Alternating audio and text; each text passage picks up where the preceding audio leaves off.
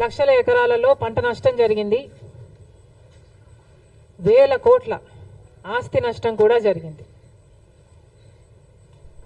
అసలే మన రాష్ట్రంలో రైతాంగం మొత్తం చితికిపోయి ఉన్న పరిస్థితి. చితికిపోయి ఉన్న రైతుల మీద మళ్ళీ పిడుగుపడ్డట్టు అయింది. ఆంధ్ర రాష్ట్రంలో రైతులకు విలువ లేదు, పండించిన పంటకి గిట్టుబాటు ధర లేదు. గత 5 సంవత్సరాలుగా రైతులు వైసీపీ సర్కార్లో జగన్మోహన్ రెడ్డి గారు చేసిన నిర్లక్ష్యంలో ఎంత చితికిపోయి ఉన్నారో అందరం చూసాం.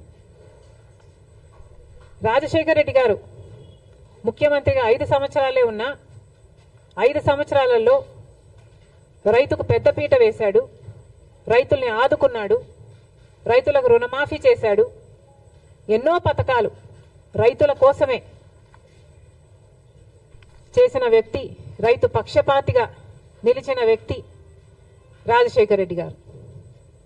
కనీసం రాజశేఖర రెడ్డి గారు మొదలుపెట్టిన జలయజ్ఞం కూడా జగన్మోహన్ రెడ్డి గారు అధికారంలోకి వచ్చిన 6 నెలలకే పూర్తి చేస్తామని చెప్పి కూడా విస్మరించాడు. ఒక జలయజ్ఞంలో కొత్త ప్రాజెక్టులు కట్టడం కాదు కదా, అసలు ఉన్న ప్రాజెక్టులను కూడా కనీసం మెయింటెనెన్స్, కనీసం రిపేర్స్ కూడా చేయకపోతే ఎన్నో ప్రాజెక్టులలో గేట్లు ఊడి కూడా నదులలో తేలడం మేం చూసాం. అయినా సిగ్గనిపించలేదేమో. రైతుల కోసం 3,000 కోట్లతో ధర స్థిరీకరణ నిధి ఏర్పాటు చేస్తామని చెప్పారు. 1 సంవత్సరం కూడా పక్కన పెట్టలేదు. 4,000 కోట్లతో రైతులు పంట నష్టపోతే నష్టపరిహారం కింద పక్కన పెడతామన్నారు. 1 సంవత్సరం కూడా పెట్టలేదు. రాజశేఖర రెడ్డి గారు ఉన్నప్పుడు ఇన్పుట్ సబ్సిడీ అయితేనేమి, లేకపోతే డ్రిప్ మీద సబ్సిడీ అయితేనేమి, యంత్రాల మీద సబ్సిడీ అయితేనేమి, ఇలా ఎన్నో ఇచ్చి ఆదుకుంటే ఏది ఇవ్వకుండా రైతుల్ని ఘోరంగా ముంచేయడం గత 5 సంవత్సరాలుగా. రైతన్నవాడు అసలు ఆంధ్ర రాష్ట్రంలో అప్పే లేని రైతన్నవాడు లేకుండా మిగలకుండా పోయాడు. ఇంత చితికిపోయి ఉన్న రైతుల మీద ఈరోజు మళ్ళీ ఈ వర్షాల భారం. మరి రైతన్నవాడు ఏం చేయాలి? రైతులు ఎలా బతకాలి? ఇప్పుడు ముఖ్యమంత్రిగా చంద్రబాబు గారు ఉన్నారు. కూటమి సర్కార్ అధికారంలో ఉంది. మరి ఇప్పుడు కూడా రైతుల్ని ఆదుకోకపోతే ఆంధ్ర రాష్ట్రంలో అసలు రైతులే మిగలరు. ఇప్పటికే ఒకరోజే 10 సెంటీమీటర్లకు పైగా వర్షాన్ని ఎదుర్కొన్న ప్రాంతాలు ఎన్నో ఉన్నాయి. అసలు చాలా మటుకు రైతులు మళ్ళీ పంట వేసుకోలేని పరిస్థితిలో కూడా ఉన్నారు. అంటే మట్టి పుడుకుపోయి, అంటే వేసిన పంట నష్టపోవడం ఒక ఎత్తు అయితే, మళ్ళీ ఈ వర్షాలు అయిపోయిన తర్వాత పంట వేసుకోలేని పరిస్థితులు కూడా ఎంతో మంది రైతులు ఎదుర్కొంటున్నారు. మరి ఇలాంటి వాళ్ళ పరిస్థితి ఏమిటి? మళ్ళీ చెప్తున్నాం, కూటమి సర్కార్ అధికారంలో ఉంది. చంద్రబాబు గారు ముఖ్యమంత్రిగా ఉన్నారు. ముఖ్యమంత్రిగా ఉన్న చంద్రబాబు గారు మన రైతుల గురించి, వాళ్ళ పరిస్థితిని గురించి ఆలోచించాల్సిన అవసరం ఉంది. రైతులను ఆదుకోవాల్సిన అవసరం ఉంది. కూటమి సర్కారు అధికారంలో ఉంది. అయినా కూడా బీజేపీ వైఖరి మన పట్ల ఎలా ఉందో ఒకసారి ఆలోచన చేయండి. నేషనల్ డిజాస్టర్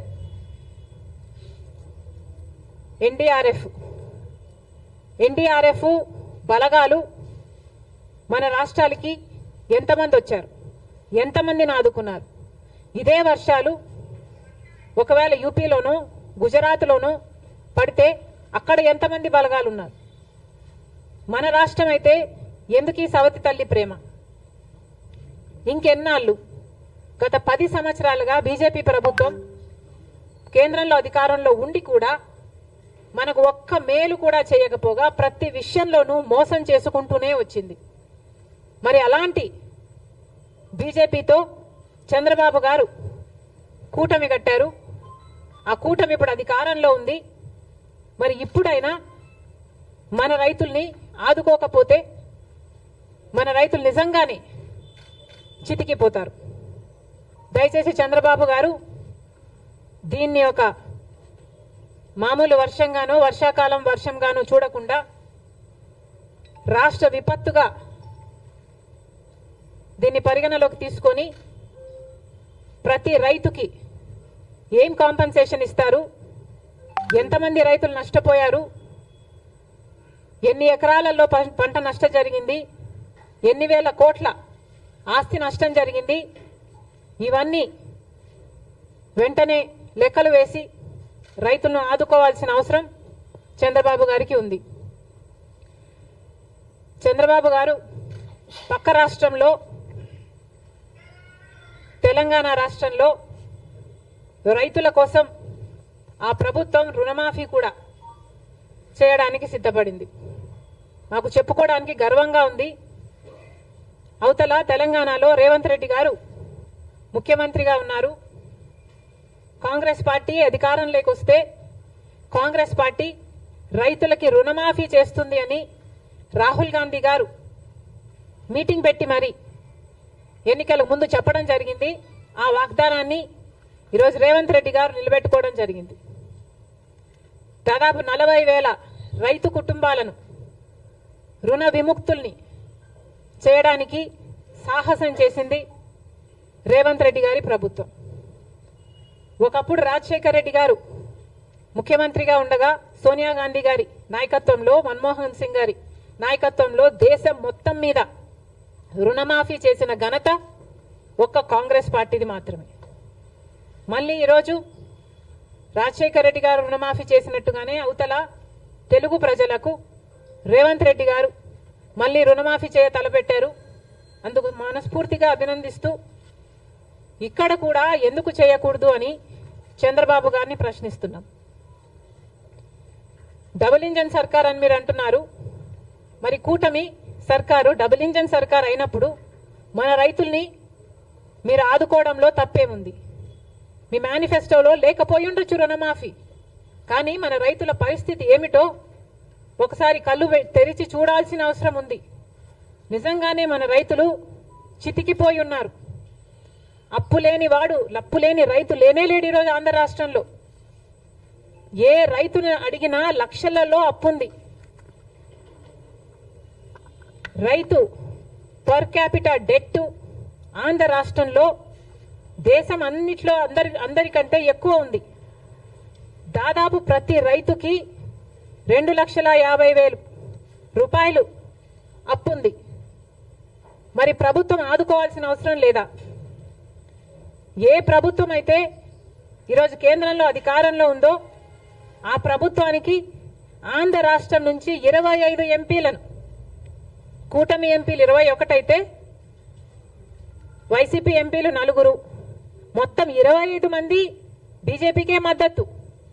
అంటే 25 ఎంపీలను బీజేపీ ప్రభుత్వం వాడుకుంటుంది అధికారంలో ఉండడానికి. కానీ ఒక్కసారి కూడా ఒక్క మేలు కూడా గత 10 సంవత్సరాలలో చేసింది లేదు. ఇదే పరిస్థితే కేంద్రంలో ప్రభుత్వంలో ఉండడానికి మన ఎంపీలను వాడుకోవడం తప్ప మనకు ఒక్క మేలు కూడా చేసింది లేదు బీజేపీ. మరి అలాంటి వాళ్ళతో కూటమి కట్టారు చంద్రబాబు గారు. సరే, కడితే కట్టారు, అది మీ ఇష్టం. కానీ మన రైతులకు కూడా రుణమాఫీ చేయాల్సిన అవసరం ఉంది. మీరు వాళ్ళతో మాట్లాడతారో, బుజ్జకిస్తారో, ఒప్పిస్తారో, కొట్లాడతారో, ఏది చేసైనా సరే మన రైతులకు కూడా రుణమాఫీ చేసేటట్టు చంద్రబాబు గారు ప్రయత్నించాలని కాంగ్రెస్ పార్టీ డిమాండ్ చేస్తుంది.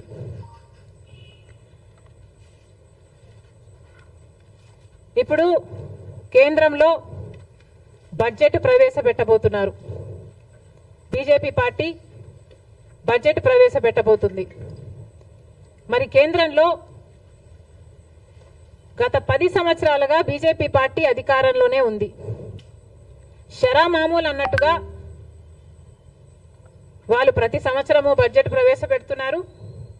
ఆంధ్ర రాష్ట్రానికి మోసం చేస్తున్నారు. ఒక్క మేలు కూడా ప్రకటించడం లేదు. మనమేమో గుండెలు బాదుకుంటున్నాం. షరా మామూలు అన్నట్టుగా ఇది తయారైంది. గత 10 సంవత్సరాలుగా ఇదే పరిస్థితి. ఈ సంవత్సరం ఏమైనా తేడా ఉంటుందా, మార్పు ఉంటుందా? చంద్రబాబు గారు సమాధానం చెప్పాలి. గత 10 సంవత్సరాలుగా బీజేపీ పార్టీ మనకిచ్చిన హామీలలో ఒక్క హామీ కూడా నెరవేర్చలేదు. మరి ఈ సంవత్సరమైనా ఇప్పుడైనా కూటమి కట్టినందుకైనా బీజేపీ పార్టీ కేంద్ర బడ్జెట్లో ఆంధ్ర రాష్ట్రానికి ఏం చేయబోతుంది అని కాంగ్రెస్ పార్టీ ప్రశ్నిస్తుంది. పోలవరం ప్రాజెక్టు తీసుకుంటే పోలవరం ప్రాజెక్టుకు సంబంధించి మేము డబ్బులు ఇచ్చేశాము అని కేంద్రం చెప్తుంది. మరి ఇంకా ప్రాజెక్టే పూర్తి కాలేదు. ఈ పరిస్థితుల్లోనే మేము ఇచ్చేశాము, డబ్బులు లేవు, ఇయ్యము అని మీరు చెప్తున్నట్ట. అంటే మా పోలవరం పరిస్థితి ఏమిటి? ప్రజలకు క్లారిటీ ఇవ్వాల్సిన అవసరం ఉంది. రాజధాని కథ ఏమిటి? రాజధాని కట్టుకోవాల్సిన అవసరం ఉంది. 2014లో చంద్రబాబు గారు చెప్పిన మాట 50,000 కోట్ల రూపాయలు కావాలి రాజధానికి అని. అదే ఇప్పుడు లెక్కేసుకుంటే కనీసం 1,00,000 కోట్ల రూపాయలైనా అవుతుంది. మరి ఆ లెక్కన మన రాజధాని, మా రాజధాని ఎప్పుడు అవుతుందో, బీజేపీ పార్టీ మీరు డబ్బులు ఎప్పుడు ఇస్తారో కూటమి కట్టినందుకు చంద్రబాబు గారు, బీజేపీ పార్టీ కలిసి సమాధానం ఇవ్వాల్సిన అవసరం ఉంది. వైజాగ్ స్టీల్కు సంబంధించి గత ప్రభుత్వం, వైసీపీ ప్రభుత్వం అయితే మాకేమి సంబంధమే లేదు, ప్రైవేటైజ్ అయితే అయిపోనియండి అన్నట్టుగా వ్యవహరించారు. అసలు మా దగ్గర డబ్బులు లేవు అని ఎలక్షన్ క్యాంపెయిన్లో జగన్మోహన్ రెడ్డి గారి దగ్గరికి వెళ్ళి అడిగితే ఆయన అన్నారంట, అవునా నష్టాలలో ఉందా అని ఆశ్చర్యపోయాడట. అలాంటి ప్రభుత్వం నుంచి ఇప్పుడు కూటమి ప్రభుత్వం వైజాగ్ స్టీల్ గురించి కొంతమంది ప్రైవేటైజ్ అవుతుందని కాదని అధికారంలో ఉన్న వాళ్ళే చెప్పి కన్ఫ్యూజ్ చేయగా నిన్న ఇంకొక మంత్రి ప్రైవేటైజ్ చేయబోము అన్నారు. మంచిది సార్, ప్రైవేటైజ్ చేయడానికి వీలు కూడా లేదు, మేమెవరం ఒప్పుకోము. ప్రైవేటైజ్ చేయకపోయినా విశాఖ స్టీల్కు సంబంధించిన క్యాప్టివ్ మైన్స్ సంగతి ఏమిటి? క్యాప్టివ్ మైన్స్ ఏర్పాటు చేయాల్సిన అవసరం ఉంది. విశాఖ స్టీల్స్ నష్టాలలో నడుస్తుంది. కనీసం జీతాలు కూడా ఇచ్చుకోలేని పరిస్థితిలో వాళ్ళు ఉన్నారు. ఎప్పటికప్పుడు డబ్బులు కావాల్సి వచ్చినప్పుడల్లా వాళ్ళ భూమి అమ్ముకొని మరి వాళ్ళ జీతాలు ఇచ్చుకోవాల్సిన పరిస్థితికి అన్ని ప్రభుత్వాలు కలిసి వాళ్ళను దిగజార్చాయి. మరి ఇప్పటికైనా ఈ బడ్జెట్లోనైనా బీజేపీ విశాఖ స్టీల్ను ఆదుకుంటుందా? మన రాష్ట్రానికే కాదు దేశానికే గర్వకారణం విశాఖ స్టీల్. దయచేసి ఆదుకోవాలని చంద్రబాబు గారిని డిమాండ్ చేస్తున్నాం. ఈ బడ్జెట్లోనైనా బీజేపీతో ఆదుకునేలా చేయాలని చంద్రబాబు గారిని డిమాండ్ చేస్తున్నాం. ఇంకో పక్క విశాఖ రైల్వే జోన్కి భూములు ఇవ్వలేదని ఒకసారి బీజేపీ అంటే, భూములు ఇచ్చామని వైసీపీ అంటే, ఇలా ఒకరి మీద ఒకరు టెన్నిస్ బాల్ అన్నట్టు ఇటు నుంచి అటు అటు నుంచి ఇటు ఆడుకున్నారు 5 సంవత్సరాలు. ఇప్పుడు చెప్పండి, వైజాగ్ జోను, రైల్వే జోన్ కథ ఏమిటి? ఎప్పుడు చేస్తారు? ఎంత ఇస్తారు? మాట్లాడాల్సిన అవసరం ఉంది. ఇదే కాకుండా ఉత్తరాంధ్రకైనా రాయలసీమకైనా స్పెషల్ ఎకనామిక్ ప్యాకేజీలు సంగతి ఏమిటి? ఎంత ఇస్తున్నారు? చంద్రబాబు గారు సంవత్సరానికి 1,00,000 కోట్లు ఇస్తే మా అవసరాలన్నీ తీరుతాయి నెక్స్ట్ 5 సంవత్సరాలకి అన్నట్టుగా మాట్లాడినట్లుంది.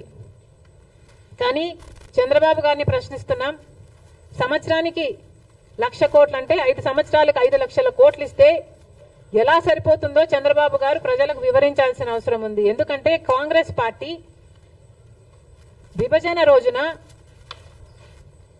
అన్ని హామీలకు మనీ ఈక్వివలెంట్ గా ట్రాన్స్లేట్ అయితే కనీసం 12 నుంచి 15 లక్షల కోట్ల రూపాయలు విలువ చేస్తాయి ఆంధ్ర రాష్ట్ర విభజన హక్కులు, హామీలు అన్నీ కలిపి అని ఒక అంచనా వేస్తే చంద్రబాబు గారు మాత్రం సంవత్సరానికి 1,00,000 కోట్లు ఇవ్వండి, మేము సర్దుకుంటాం అన్న రీతిలో మాట్లాడడం సబబే